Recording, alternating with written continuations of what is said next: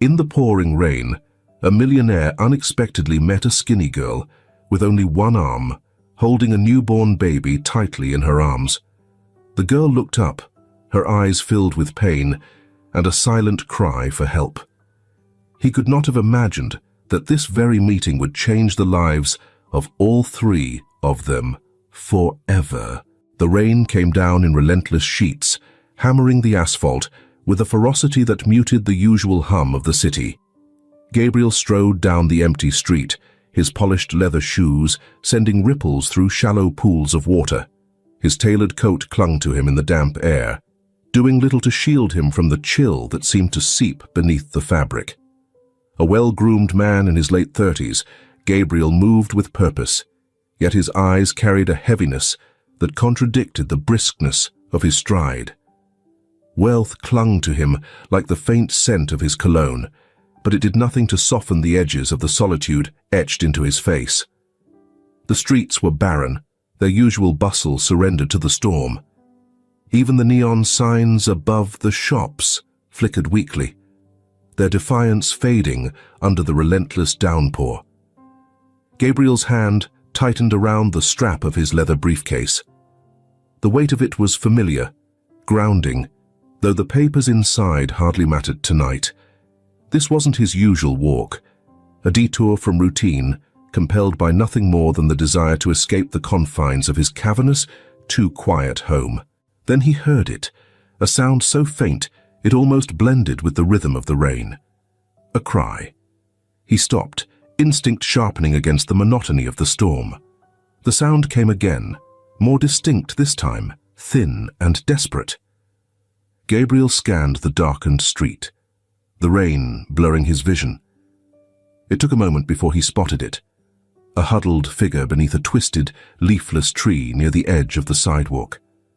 As he approached, the details sharpened. A girl, no older than 12, crouched with her back to the tree, her arms wrapped tightly around a bundled shape.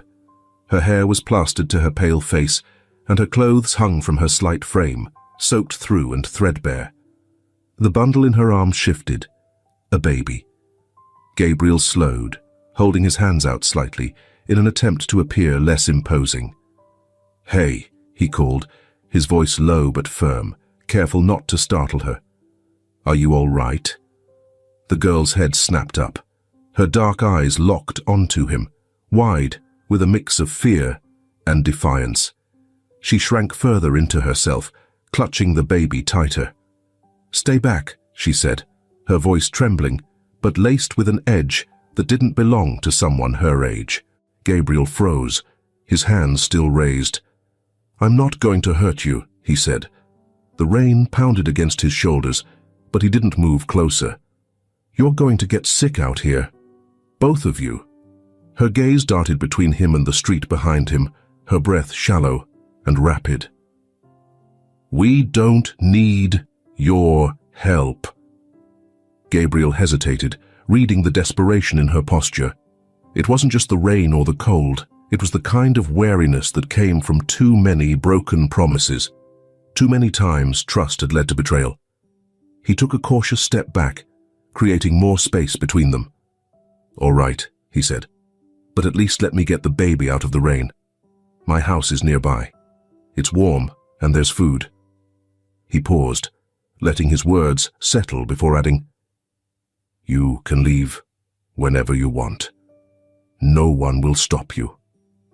The girl's grip on the bundle tightened, and Gabriel noticed the tremor in her hands.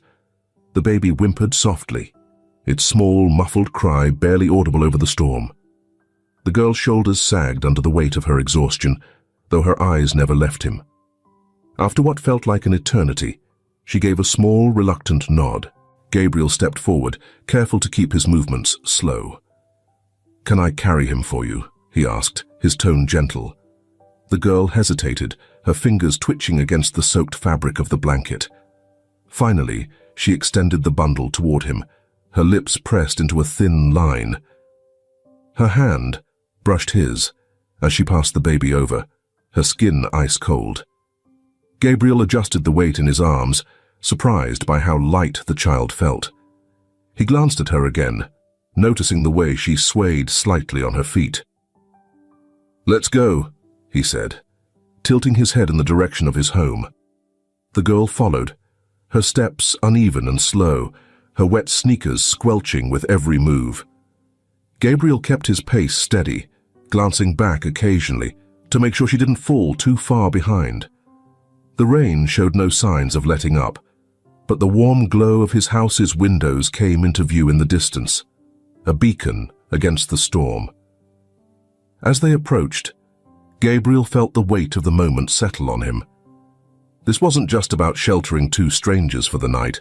It was about something deeper, an unspoken connection forged in the storm, one that whispered of lives intersecting for reasons neither of them could yet understand. The girl lingered on the threshold as Gabriel unlocked the door. He turned to her, his expression calm but expectant. "You're safe here," he said simply. Deborah glanced at him, then at the baby in his arms. Her lips pressed into a thin line, and she nodded, not with trust, but with the exhaustion of someone who had no choice but to believe. At least for tonight. The heavy door closed with a soft thud, cutting off the roar of the storm. Inside, the quiet was almost startling, save for the faint hum of the central heating and the occasional crackle of rain against the windows. Gabriel set the baby down gently on the plush leather sofa, careful not to disturb him further. The room, spacious and tastefully furnished, seemed to swallow the sound of his footsteps as he moved toward the girl still standing near the doorway. Deborah didn't follow. She hovered just inside, her sneakers dripping onto the polished hardwood floor. Her eyes darted from the chandelier, casting a warm glow over the room to the sleek black piano in the corner, her expression veiled in suspicion. "You can sit," Gabriel said, gesturing toward the couch. His voice was low, calm, as though speaking too loudly might scare her off. Deborah didn't respond.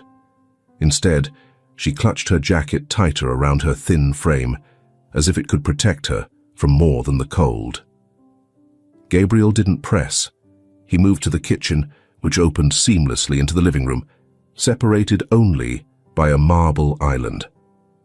The clinking of glass and the faint rush of water filled the air as he prepared 2 mugs of tea. The scent of chamomile drifted through the room, soft and inviting. When he returned, she hadn't moved. Gabriel hesitated for a moment, then placed one of the steaming mugs on the coffee table within her reach. "For you. It's warm." Deborah's gaze flicked to the mug, then back to him.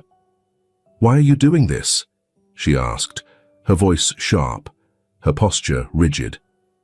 Gabriel leaned back slightly, meeting her eyes without hesitation. "Because you need help," he said simply. She didn't look convinced. Her fingers twitched at her sides, the tension in her frame palpable. Gabriel let the silence hang between them, not pushing, not filling the space with empty reassurances. The baby stirred, letting out a soft whimper. Deborah's attention snapped to him immediately. She crossed the room in quick, cautious steps, crouching beside the sofa. Her movements, though swift, had a careful precision, one arm adjusting the edge of the blanket around the baby, while the other hovered protectively over him. Gabriel noticed then, for the first time, how her right sleeve sagged unnaturally, the fabric bunched as though hiding something. His eyes lingered, but he said nothing. Instead, he moved to the thermostat and adjusted the temperature, letting the hum of the heater grow slightly louder. "Do you live here alone?" she asked suddenly, her voice cutting through the quiet. "Yes," Gabriel replied, returning to his seat across from her. He didn't elaborate, but the words seemed to echo in the vast space, reinforcing the emptiness around them. Deborah didn't press further. Her gaze flitted back to Juan, her hand brushing lightly over his cheek. "He's all I have," she murmured, almost to herself.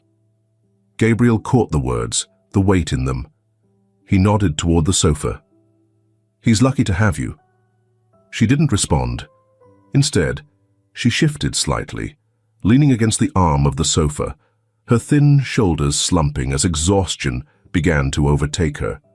Her damp jacket clung to her, the water soaking into the cushion beneath her. "You need to change," Gabriel said gently. "I can get you something dry." Deborah tensed, her eyes narrowing. "I'm fine." Gabriel raised his hands in a placating gesture. "All right, but you're dripping water everywhere. At least let me give you a towel." Her gaze lingered on him for a long moment, weighing his words, before she gave a small, reluctant nod. He disappeared down the hall, returning with a soft towel and a blanket. He set them beside her, stepping back to give her space. "The bathroom's down the hall. First door on the left," he offered. Deborah hesitated, then rose slowly. She took the towel, but left the blanket behind. As she walked away, Gabriel's eyes followed her, noting the stiffness in her movements, the slight limp in her step. When she was gone, he turned his attention to the baby. Juan's chest rose and fell in soft, even breaths. He adjusted the blanket around the tiny figure, his fingers brushing against the worn fabric. Deborah returned minutes later, her damp jacket replaced by a dry, oversized sweatshirt Gabriel had left in the bathroom. The sleeves hung far past her hands, and the hem fell nearly to her knees. She didn't meet his gaze as she sat back down, but she looked marginally less guarded. "We used to have a garden," she said suddenly, her voice quiet, almost tentative. Her fingers fidgeted with the edge of the sweatshirt. "It was big. My mum used to grow flowers there." Gabriel didn't respond immediately. He watched her carefully, the way her eyes flickered with something distant and fragile. "What happened to it?" he asked softly. Deborah's hands stilled. Her shoulders tightened slightly, the moment of openness fading as quickly as it had come. "It's gone," she said flatly. Gabriel leaned back, his gaze steady but unobtrusive. He didn't press her, didn't ask for more. Instead, he reached for his own mug, sipping the tea that had gone lukewarm. As the storm raged on outside, Gabriel realized how deeply the scars of her past ran. He vowed silently, without knowing why, that he would uncover the truth, not just for her, but for himself. Gabriel sat on the armchair near the fireplace, the crackling flames casting flickering shadows across the room.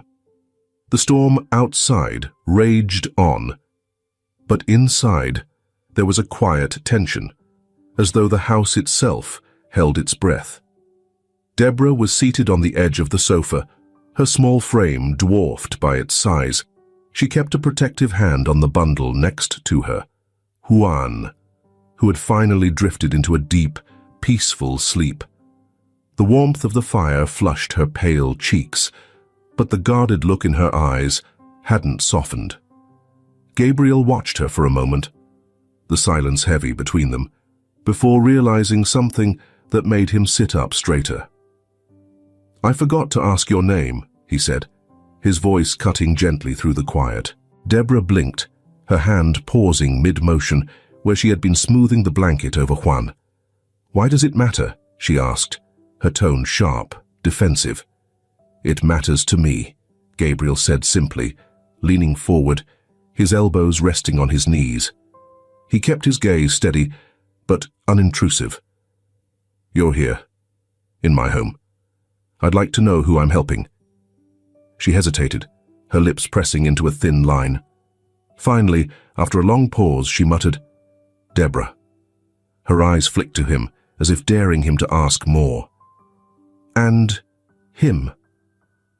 Gabriel nodded toward the baby. "Juan."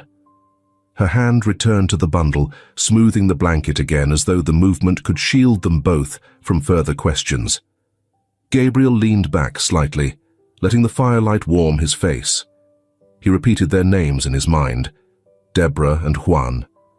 They felt too small, too fragile, for the enormity of whatever burden they carried. Deborah's gaze drifted to the flames, her posture softening just slightly. For the first time, Gabriel noticed how young she looked, despite the weight she carried in her expression.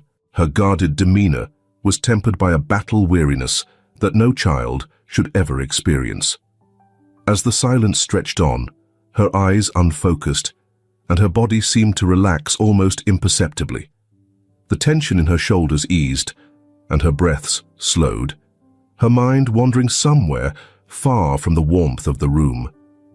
Gabriel didn't interrupt.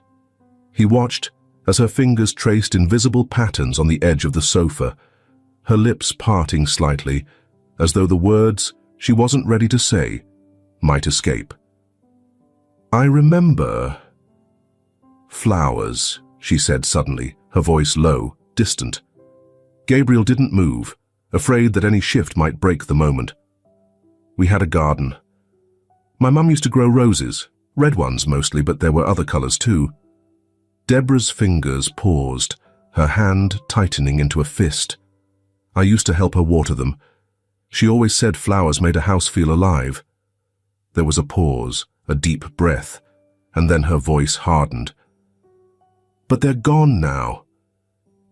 Everything's gone." The way she said it, sharp, final, made it clear she wouldn't explain further. Gabriel wanted to ask, to understand what had happened, but the vulnerability in her tone stopped him.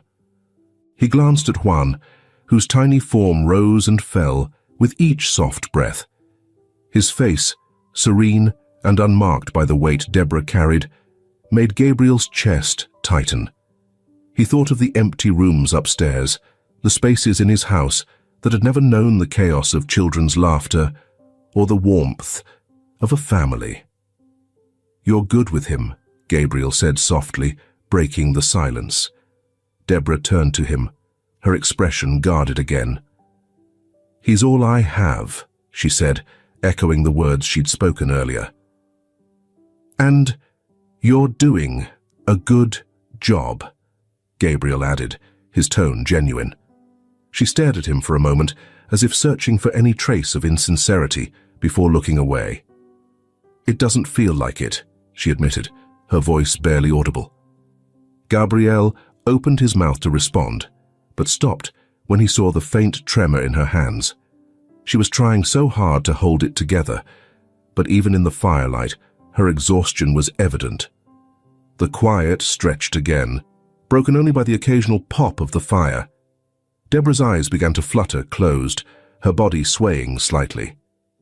"Why don't you rest?" Gabriel suggested, keeping his voice low.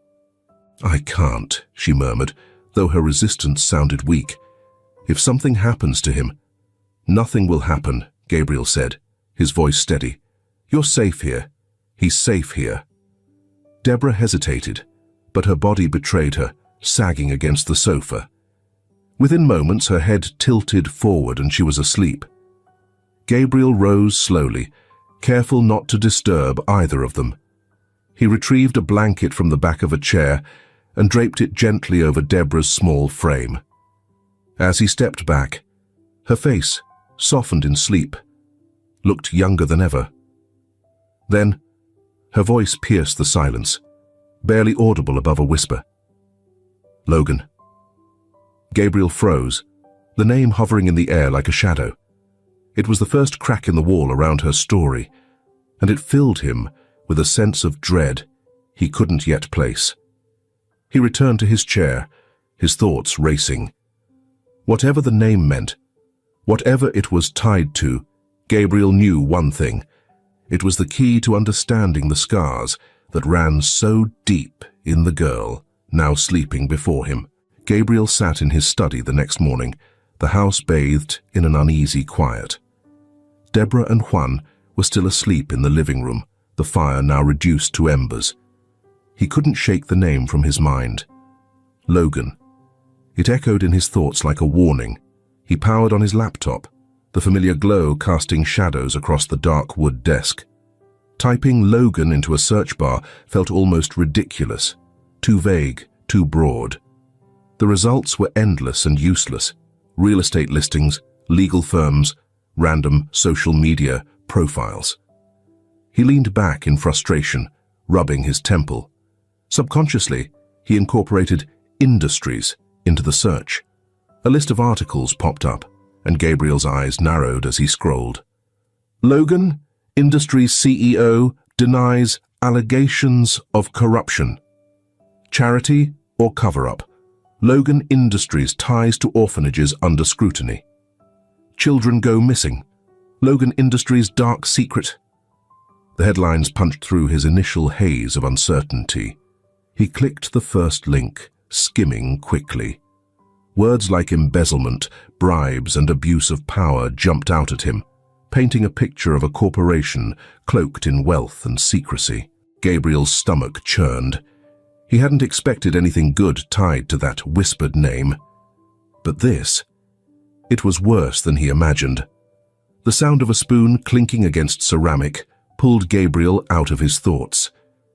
He looked up to see Deborah standing in the kitchen, one hand awkwardly cradling a cup of tea, the other tucked against her side beneath the oversized sweatshirt. "You're up," he said, closing his laptop quickly. She nodded, her expression wary. "Where's Juan?" "Still sleeping." Gabriel gestured toward the sofa in the next room. Deborah hesitated, her gaze flicking to the laptop for a brief moment before she lowered herself carefully onto a stool by the counter. Gabriel noticed the faint tightness in her jaw, the way she avoided meeting his eyes. He cleared his throat. "Can I ask you something?" Her hand froze mid-stir, but she didn't respond. "Last night," Gabriel continued, choosing his words carefully, "you said a name. Logan. Does that mean anything to you?" Deborah stiffened. For a moment, he thought she wouldn't answer. Then she set the spoon down, the quiet clink louder than it should have been. "I don't know," she said too quickly. "I don't remember saying that." Gabriel leaned forward slightly, softening his tone. "Deborah, I'm not trying to push, but if there's something you're running from or someone—" "I'm not running," she snapped, her voice sharper than before. I don't know who Logan is." Gabriel recognized the lie instantly, the way her shoulders hunched and her fingers gripped the edge of the counter. He didn't press further. Not yet. Gabriel called in a favor. Being a millionaire, he had a vast network of connections, and discretion came naturally to him.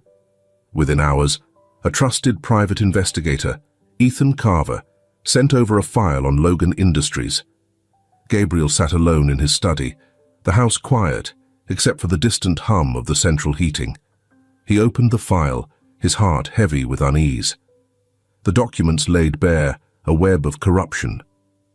Logan Industries was tied to a network of orphanages across multiple cities, facilities that had been repeatedly accused of neglect and abuse. Bribes had kept the allegations buried, but whispers of missing children had persisted for years. One orphanage in particular stood out, West Haven Home for Children. The name appeared multiple times, flagged in complaints and investigations that had mysteriously gone cold. Gabriel stared at the grainy photo of the building, a squat grey structure with barred windows and a rusted gate. He could almost feel the weight of its walls, the way they seemed to hold secrets no one wanted to unearth. He leaned back in his chair, exhaling slowly. Deborah's guardedness made more sense now. Whatever had happened to her and Juan, it was tied to this, to Logan. Gabriel closed the file, his hands resting on the leather-bound cover. The glow of the desk lamp illuminated the faint lines of exhaustion on his face. He glanced at the framed photo on his desk, his younger self, standing beside a smiling woman holding a toddler, his late wife, his daughter. The memories rose unbidden, like ghosts. His wealth had come at a cost, a relentless pursuit of success that had left him blind to what truly mattered. When his daughter went missing years ago, he searched for her with every means possible, his grief compounded by guilt. He hadn't been there.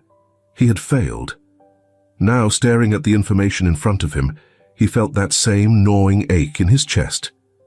Deborah and Juan's presence in his home wasn't just chance. It was a chance. a chance to do something right. As the clock ticked toward midnight, Gabriel's resolve hardened. He needed to know more. The pieces didn't fit yet, but West Haven was a start. He rose from his chair, the file tucked under his arm. Stepping quietly into the living room, he found Deborah sitting by the window, her silhouette framed by the glow of the streetlights outside. She turned when she heard him, her expression unreadable. "I'm going to help you," Gabriel said, his voice firm but quiet. Deborah stared at him for a long moment before looking away, her fingers tightening on the windowsill.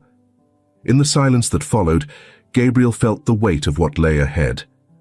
But for the first time in years, he also felt something else. Purpose. The morning sunlight seeped through the tall windows of Gabriel's study, casting muted golden streaks across the polished desk. He leaned over the file on Logan Industries, the papers spread in an orderly chaos. Every headline, every grainy photograph of children peeking through barred windows, every financial report screamed the same thing: exploitation hidden under the guise of charity. He glanced up, startled by the sound of light footsteps. Deborah stood in the doorway, her arms crossed tightly over her chest, her gaze sharp and distrustful. Her eyes flicked to the open file on the desk before settling on him. "What are you doing?" she asked, her tone cutting. Gabriel straightened, his hand moving instinctively to close the file. "It's nothing," he began, but the words felt hollow even as he said them. Deborah stepped further into the room, her movements rigid, deliberate. "That doesn't look like nothing," she said, her voice rising. "You're looking into Logan, aren't you?" Gabriel opened his mouth to respond, but she cut him off, her words spilling out like a dam breaking. "You don't care about us, do you? You just want to dig into my life, to use me, like everyone else." Her outburst was a sharp contrast to the quiet, guarded girl he'd been trying to reach. The anger in her voice was laced with something deeper: fear. She turned abruptly, scooping up Juan, who had been sitting on the sofa in the adjacent room, babbling softly to himself. "Deborah, wait," Gabriel called, stepping toward her. She spun around, clutching the baby tightly, her eyes blazing. "No! I knew it. You're no different. You're just some rich guy who thinks he can fix everything by throwing money around. You don't know what it's like. What we've been through." The weight of her words hit him like a physical blow, but Gabriel held his ground. "You're right," he said softly, his tone steady but laden with emotion. "I don't know, but I want to." She paused at the doorway, her shoulders tense, ready to flee. Gabriel stepped back, his hands raised as if surrendering. "I lost my daughter," he said, the words heavy, raw. "Years ago. When it mattered most, I didn't support him. I was too busy, too caught up in my own world to see what I was losing." Deborah froze, her grip on Juan loosening slightly. Gabriel continued, his voice steady but tinged with vulnerability. "I've spent every day since wishing I could go back and do things differently. I can't fix what I did or didn't do for him. But when I see you, Deborah, when I see Juan, I see a chance to do something right." The tension in the room shifted, a fragile truce forming in the silence that followed. Deborah's expression faltered, the sharpness in her eyes giving way to something more uncertain. She stepped back into the room, still holding Juan, her voice quieter now. "Logan," she said, the name hanging in the air like a specter. "He came to the orphanage sometimes. Everyone was terrified of him. He had this smile, like he already owned you." Her voice wavered, but she pushed on. "He didn't care about the kids. We were just, tools, numbers. And if you messed up, he made sure you paid for it." Gabriel felt his chest tighten at the quiet fury in her words. He didn't press her further, knowing she was offering him more than she had anyone else. "How did you get out?" he asked softly. Deborah hesitated, her eyes darting to the floor. "I ran," she said finally. "One night, when they weren't watching. I couldn't take it anymore.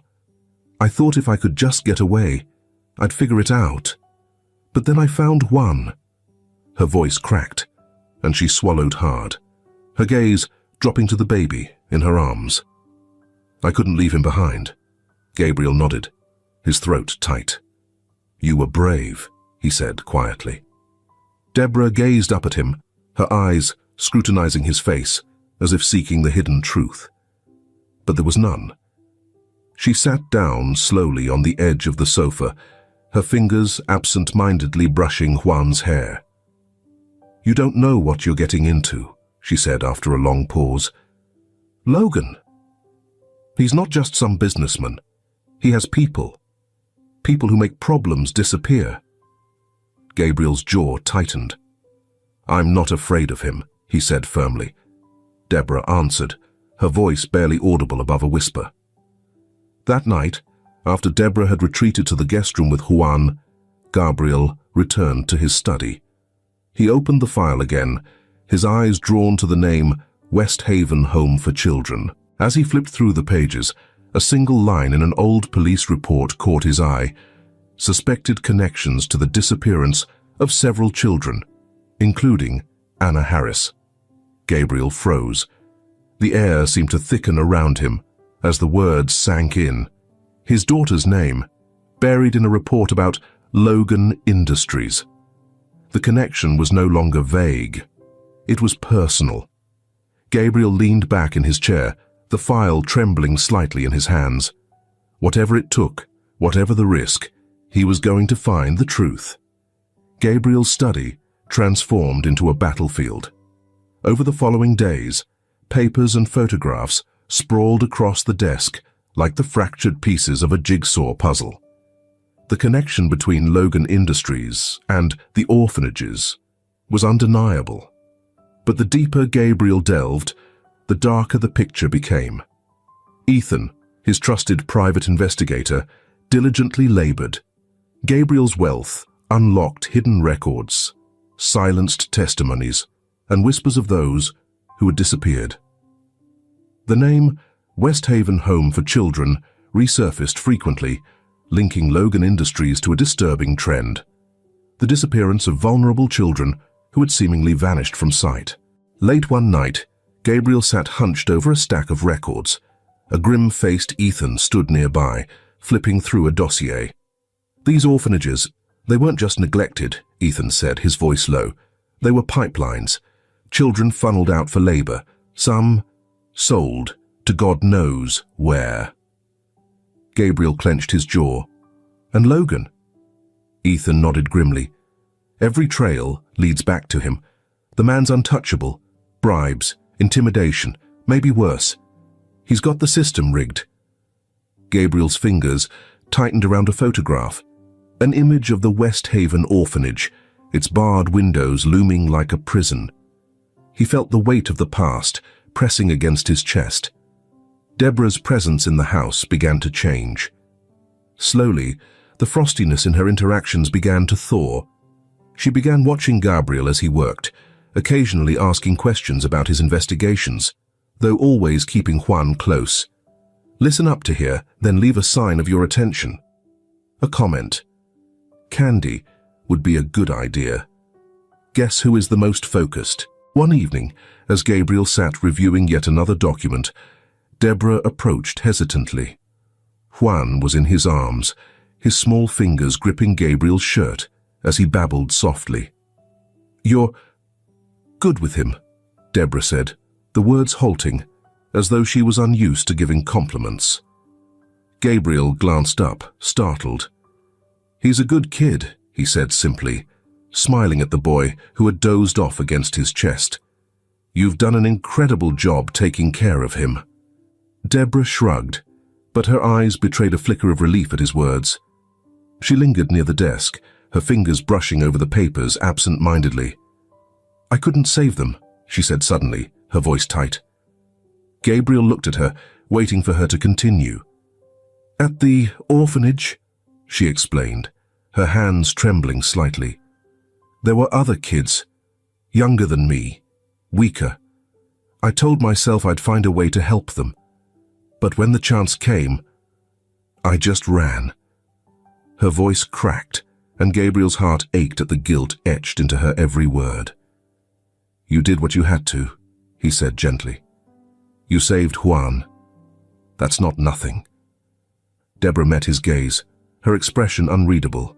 For a moment it seemed like she might argue, but instead she nodded, the smallest crack in her armor revealing itself. Gabriel's investigation led him to survivors of the orphanages, those who had escaped or been abandoned when the operations shut down. Each story painted a clearer, more horrifying picture. There were trucks, one man, now in his 20s, recounted over the phone. His voice was shaky, even years later. They'd show up in the middle of the night. Kids would be loaded on, and that was it. We never saw them again. Another survivor, a woman in her 30s, refused to speak until Gabriel paid for her relocation to an undisclosed city. I saw Logan once, she whispered.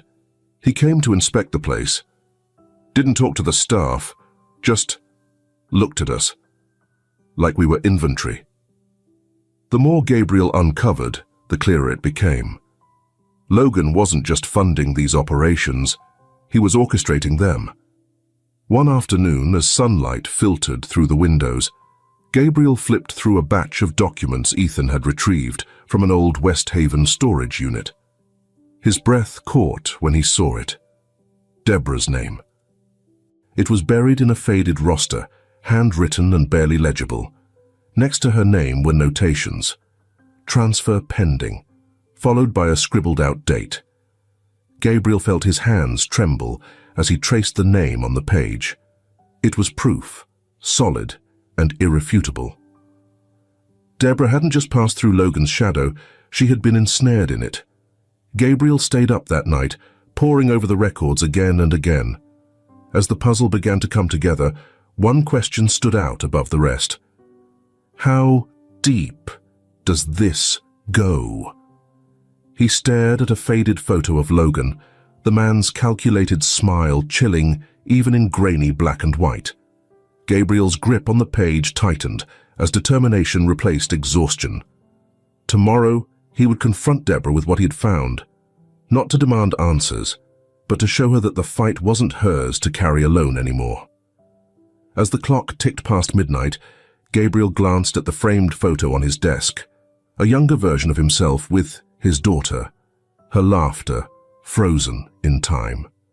The connection between Logan and West Haven was no longer just a matter of justice. It was personal. Gabriel stood by the window of his study, the evening light fading into a dusky orange. Outside, the world seemed deceptively calm, but he couldn't shake the feeling that something was closing in. His investigation had progressed from uncovering hidden truths to probing a tumultuous situation. Logan's name was no longer just a thread. It was a web, pulling tighter with every discovery. The first sign came that morning.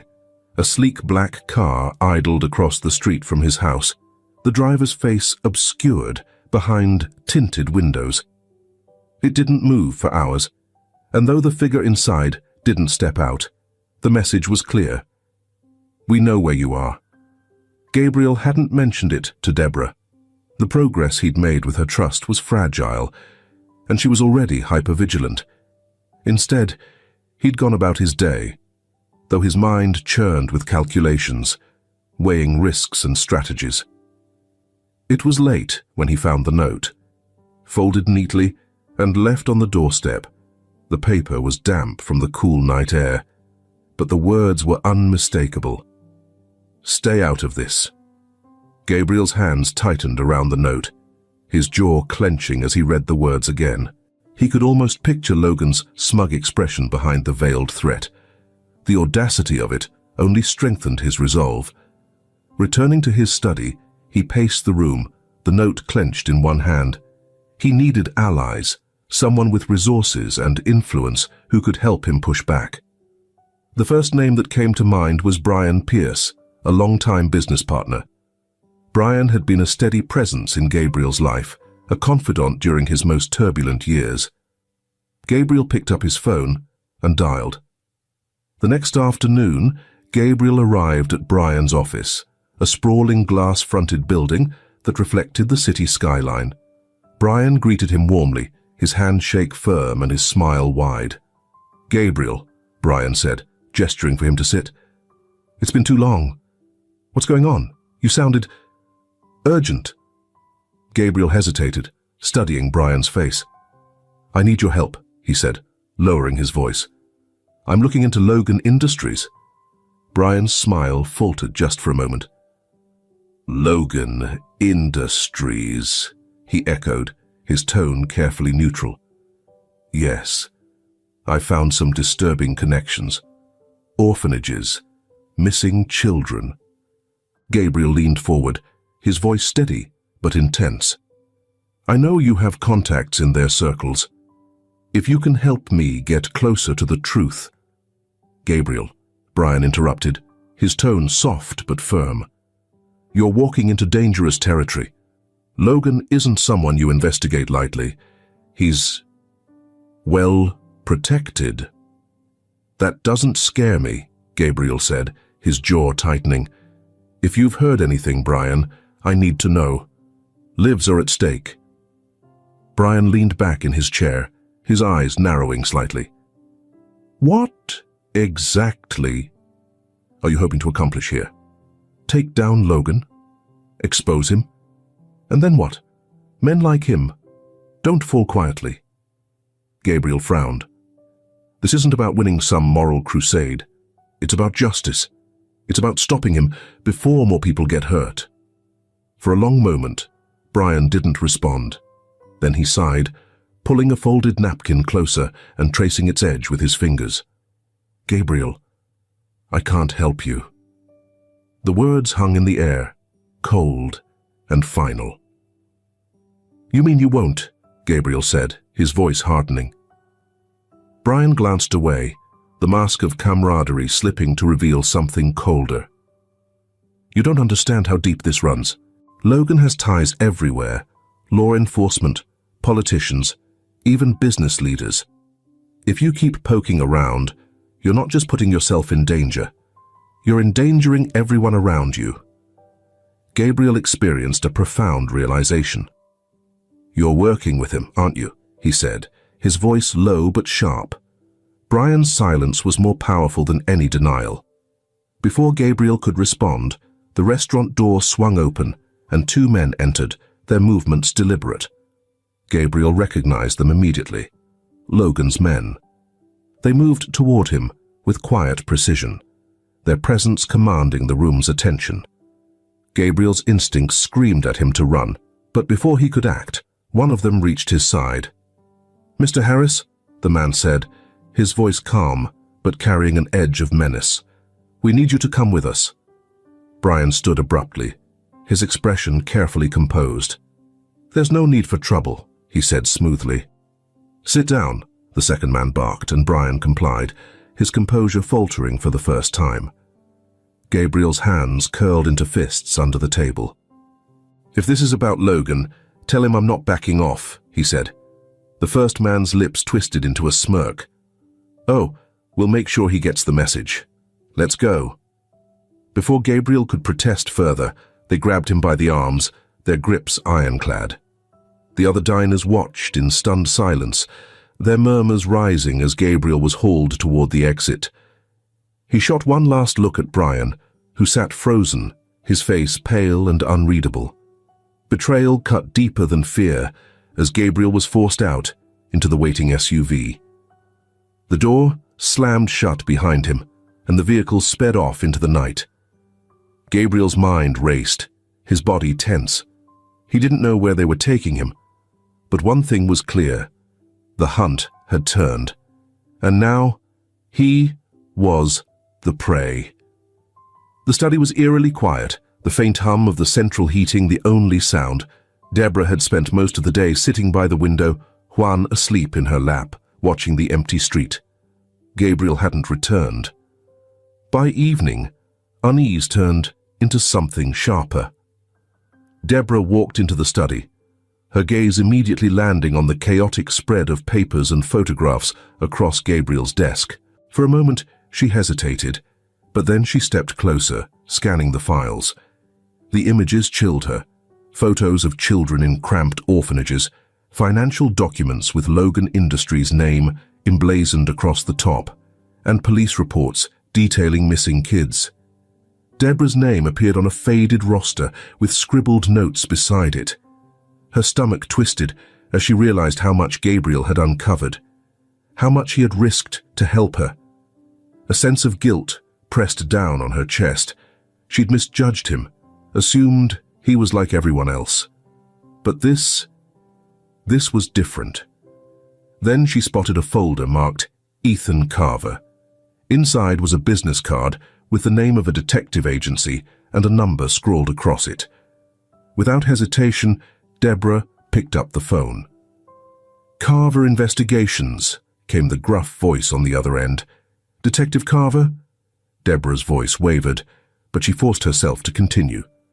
"My name's Deborah.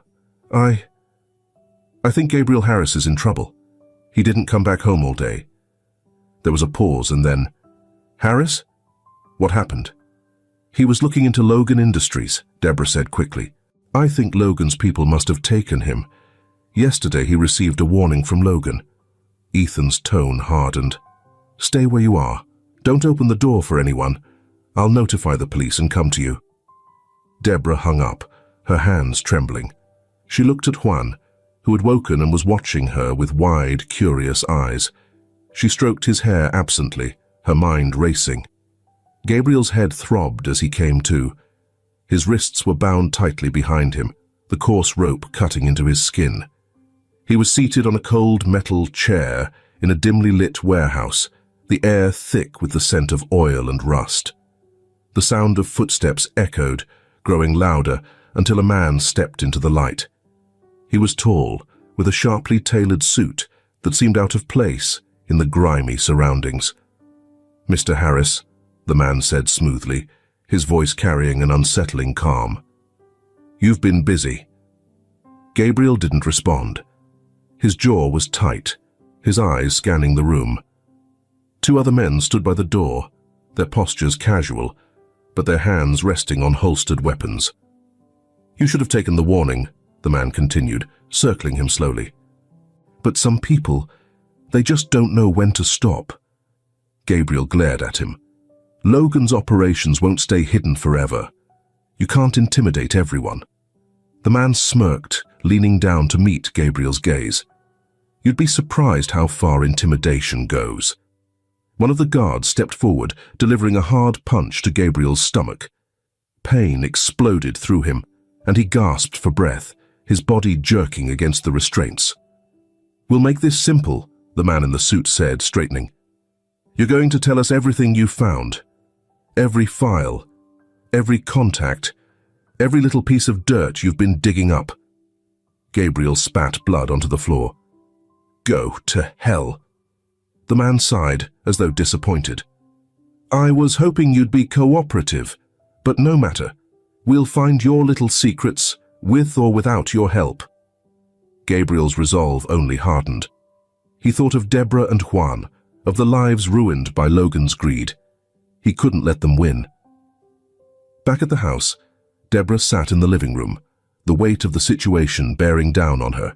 Ethan and two officers arrived within the hour, their presence bringing a measure of reassurance, but no answers. "We'll find him," Ethan said, his voice firm. "I'll make sure of it." Deborah nodded, her expression a mixture of hope and fear. She glanced at Juan, who clung to her silently, his wide eyes taking in the tension around him. "I can't lose him too," she whispered. Ethan didn't need to ask who else she had lost. The weight of her words settled heavily in the room. "You won't," he said, simply. Ethan Carver paced in his office, his phone pressed tightly to his ear. "Run the plates again," he barked into the receiver, his frustration barely contained. The GPS ping from Gabriel's last location had gone dark after the SUV left the restaurant. Whoever was behind this had planned well. He turned back to his desk, pulling up a map of the city on his computer. The police scanner buzzed quietly in the background, officers calling out updates as the search continued. Ethan's fingers danced across the keyboard as he cross-referenced possible locations, warehouses owned by Logan Industries and abandoned buildings near the last known location of the SUV. Ethan murmured to himself, "Logan never leaves anything unfinished." He knew the man's reputation: ruthless, calculating, and merciless. If Gabriel was still alive, it was only because Logan had a use for him. The car sped down the rain-slicked streets, its sirens cutting through the night. Deborah sat in the back seat, gripping Juan tightly as Ethan drove with a grim focus. The air inside the car was tense, thick with urgency. "You should have stayed behind," Ethan said sharply, glancing at her through the rearview mirror. "This isn't a place for you or the boy." "I'm not staying behind," Deborah shot back, her voice firm, despite the tremor in her hands. "He risked everything for us. I'm not letting him face this alone." Ethan clenched his jaw, but refrained from arguing. He understood her determination, even if he didn't agree with it. The GPS pinged with their destination, a warehouse on the outskirts of the city. It was one of several properties tied to Logan Industries and the most likely location where Gabriel was being held. Ethan's hand tightened on the wheel as he turned sharply onto a deserted road, the glow of the warehouse coming into view. "Stay in the car," Ethan said as he parked, his tone leaving no room for debate. Deborah nodded, but the moment he stepped out with the officers, she quietly opened her door. "Stay here," she whispered to Juan, placing him gently in the back seat. "I'll be right back." Juan's wide eyes followed her as she slipped out of the car, her movements silent and deliberate. She kept low, creeping toward the side of the warehouse. The sound of voices and the faint glow of lights guided her to a broken window. As she peered inside, her breath became trapped in her throat. Gabriel sat bound to a chair in the center of the room, his face bloodied but defiant. Logan stood nearby, his presence commanding, his calm demeanor a stark contrast to the violence he orchestrated. Two men flanked him, their eyes cold and detached. "I gave you a chance," Logan said, his voice smooth, almost casual. "You could have walked away, but now you've made this inconvenient." Gabriel glared at him, his voice hoarse but steady. "You'll never get away with this," Logan smirked. "I already have." One of the men stepped forward, holding a hammer in his hand. Deborah's stomach churned as she realized his intent. The man grabbed Gabriel's hand, pinning it to the armrest of the chair. "Last chance," Logan said, his eyes locked on Gabriel's. "Tell me everything." Gabriel clenched his jaw, his silence his only answer. The man raised the hammer, and Deborah's scream tore through the air. "Stop!" The room froze. Logan turned toward the window, his expression shifting from surprise to irritation. "Well, isn't this a surprise?" he said, gesturing to his men. "Bring her in." Deborah didn't wait. She climbed through the broken window, her heart pounding, and rushed to Gabriel's side. Her body shielded his as she spread her arms wide, glaring at Logan and his men. "Leave him alone," she shouted, her voice trembling but resolute. Logan chuckled, his amusement evident. "Brave, but foolish. You've just made things worse for both of you." The sound of shattering glass and the crash of a door bursting open interrupted him. Ethan and the police stormed in, weapons drawn. "Freeze! Hands where we can see them," one officer barked. Chaos erupted. Logan's men drew their weapons, firing at the intruders. Ethan ducked behind a stack of crates, returning fire as the officers spread out, their movements calculated and precise.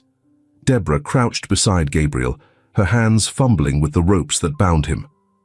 "Hold still," she whispered, her fingers trembling as she worked. "Deborah, Get out of here, Gabriel rasped, his voice strained. It's not safe. I'm not leaving you, she snapped, her eyes blazing. Now stop talking and let me do this. A bullet ricocheted off a metal beam nearby, the sound deafening. Deborah flinched, but didn't stop.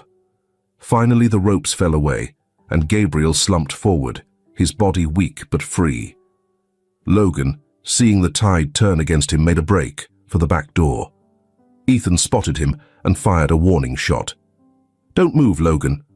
Logan froze, his hands raised, his expression dark. You've made a mistake, he said coldly. You have no idea who you're dealing with. Ethan smirked. You're right, but neither do you. The remaining men were subdued, handcuffed, and dragged outside as the chaos subsided. Logan and Brian, who had been found hiding in a back room, were led out in chains, their empires crumbling around them. Deborah knelt beside Gabriel, her hands pressing against the wound on his side, blood seeping through her fingers. Stay with me, she pleaded, her voice breaking. Please, don't leave. Gabriel's eyes fluttered open, his gaze locking onto hers. For a moment, he saw his daughter in her defiance, her desperation. Anna, he murmured, his voice barely audible. She leaned closer, tears streaming down her face. I'm here. As the paramedics rushed in, Gabriel's eyes drifted closed. The last thing he heard was Deborah's voice, calling his name like an anchor in the storm. The hospital room was quiet, save for the rhythmic beeping of the heart monitor. Gabriel lay still, his face pale against the stark white of the sheets, but his breathing was steady. The storm outside had passed, and soft morning light seeped through the blinds, casting gentle shadows across the room. Deborah sat by his side, Juan asleep in her lap. Her eyes were red from lack of sleep, her face drawn with worry. She had stayed by him through the night, unwilling to leave, as though her presence could tether him to life. When Gabriel stirred, his eyes fluttering open, Deborah straightened, her heart racing. Gabriel? She whispered, leaning closer. He blinked, his gaze finding hers. For a moment, his expression was one of confusion, but then recognition softened his features. Deborah, he murmured, his voice hoarse. She exhaled a shaky breath, relief flooding through her. You're okay, she said, her voice trembling. You scared me. Gabriel managed a faint smile, though it quickly faded. I'm sorry, he said, his tone laced with guilt. I didn't mean to put you through this. Deborah shook her head. You saved us. Again. Don't apologize. There was a long pause, filled only by the steady hum of the machines. Gabriel's gaze moved to Juan, still curled against Deborah, his tiny face serene. You've been through so much, Gabriel said softly, his eyes returning to hers. I need to ask you something. Deborah stiffened slightly, her grip on Juan tightening. What is it? Gabriel hesitated, searching for the right words. I've been thinking about what you told me, about your past, the orphanage, and then I heard you scream my name. It wasn't just desperation, it was familiar, like something I'd heard before. Deborah frowned, unsure where he was going. I don't know how to explain it, Gabriel continued, his voice raw with emotion. But there's something about you, about the way you speak, the way you look. It reminds me of someone I lost a long time ago. Realization began to dawn on Deborah's face, but she said nothing, her eyes wide and wary. Gabriel whispered the name Anna. My daughter. She went missing when she was just a child, and now, after everything we've been through, I need to know. Deborah's breath hitched. You think I'm her? She asked, her voice barely audible. Gabriel nodded, his expression both hopeful and pained. I don't want to push you, but I need to be sure. Would you be willing to take a DNA test? Deborah's initial reaction was to retreat, her mind tingling with fear. What if he was wrong? Could this be yet another unfortunate turn of events? But then she looked at Gabriel, at the sincerity in his eyes, the vulnerability etched into every line of his face. He wasn't asking this for himself alone. He was asking for her too. "Okay," she said finally, her voice steady despite the turmoil inside her. "I'll do it." The test results came faster than Deborah had anticipated, each passing hour stretching longer than the last. When the envelope finally arrived, Gabriel asked her if she wanted to open it together. She agreed, her hands trembling as she took the paper from him. She unfolded it slowly, her eyes scanning the lines of text until they landed on the key phrase, 99.9% probability of a parent-child relationship. Her breath caught, the words blurring as tears filled her eyes. She looked up at Gabriel, whose expression mirrored hers, shock, disbelief, and overwhelming emotion. "Anna," he said, his voice breaking as he reached for her. "It's you." Deborah, or Anna, didn't hesitate. She threw her arms around him, her sobs muffled against his shoulder. For the first time in years, she felt the weight of her past lift, replaced by something she hadn't dared to hope for. Belonging. I never thought I'd find you," Gabriel said, his own tears falling freely. "I thought you were gone." "I don't remember," Deborah whispered, her voice choked with emotion. "I thought I didn't matter." Gabriel pulled back, his hands cupping her face as he looked at her with fierce determination. "You've always mattered. Not a day went by that I didn't think of you, that I didn't pray for a miracle. And now, here you are." Juan stirred in her lap, his sleepy eyes opening to the sight of Deborah crying. Deborah smiled through her tears, pulling him close. "It's okay, sweetheart. Everything's okay now." Gabriel reached out, his hand resting gently on Juan's head. "You're part of this family too," he said warmly. "Both of you?" That evening, as the sun set over the city, Deborah and Gabriel sat together in the hospital room, Juan nestled between them. The past still lingered, its scars not easily forgotten, but for the first time, it didn't feel insurmountable. "You have a home now," Gabriel said, his voice steady. "Both of you. A place where you'll always be safe, always loved." Deborah leaned against him, her heart full. "Thank you," she whispered, "for everything." Gabriel wrapped an arm around her, holding her close. "We've got a lot to figure out, Anna," he said, using her name for the first time. "But we'll do it together." And for the first time in years, the promise of tomorrow didn't feel so far away. It felt like hope. The courtroom was quiet, the kind of silence that made every shuffle of paper and murmur of voices feel amplified. Deborah sat beside Gabriel, her hands clasped tightly in her lap. Juan played quietly with a small, stuffed bear, his presence a reminder of the fragile but resilient bond they had all formed. The judge glanced over the documents before him, his face neutral but attentive. "Mr. Harris, you are requesting legal custody of both Deborah, now confirmed as your biological daughter, and Juan, who has been under her care. Is that correct?" Gabriel nodded, his voice firm. "Yes, Your Honor. I want to provide them with a home, security, and the chance to heal." The judge's gaze softened slightly as he looked at Deborah. "And you, Ms. Harris, do you wish to remain under your father's guardianship and have Juan included in this arrangement?" Deborah hesitated, her grip on her hands tightening. She glanced at Gabriel, who offered her a small, reassuring smile. The warmth in his eyes was steady, unwavering. "Yes, Your Honor," she said finally, her voice quiet but resolute. "We want to stay with him." The judge nodded, scribbling something on his notes.